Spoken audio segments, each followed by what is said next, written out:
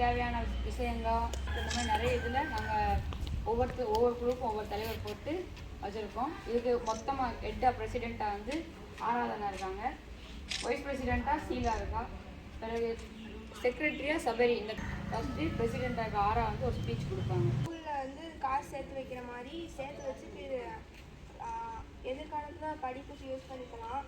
ஒவ்வொரு இதாக பிரிச்சுருக்கோம். Health and environment, அதுக்கு வந்து கணேஷும் அப்புறமேட்டு மூர்த்தியும் இருக்காங்க.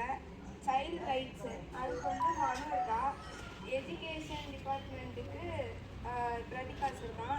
ஸ்போர்ட்ஸுக்கு வந்து குமாரன் பார்த்துக்கலாம். நிறைய சீட் பால் செஞ்சுருக்கோம். சீட் பால்லாம் செஞ்சு நிறைய ஊருக்கு அனுப்பியிருக்கோம். நிறைய கூடிய மரம் எல்லாம் தெரு ஓரத்தில் இருக்க எல்லா இடத்துலையும் நட்டியிருக்கோம்.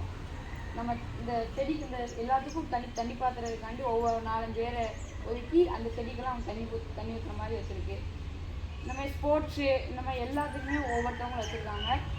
இதுக்கு முன்னாடி நம்ம வந்து நிறைய பிளாஸ்டிக் 1 கிலோ பிளாஸ்டிக் தந்தால் ஒரு மரக்கன்று உங்களுக்கு பிடிச்சதுன்னு எதுனாலும் வச்சுக்கலாம். அந்த மாதிரி நிறைய எல்லாம் ஸ்கீம் கொண்டு வந்திருக்கு. பிளாஸ்டிக் நீங்கள் ஒரு கிலோ உங்கள் வீட்லேயும் நீங்கள் சேர்த்து வைக்கலாம். சேர்த்து வச்சு கொடுத்தீங்கன்னா உங்களுக்கு ஒரு செடி ஃப்ரீயாக தருவாங்க.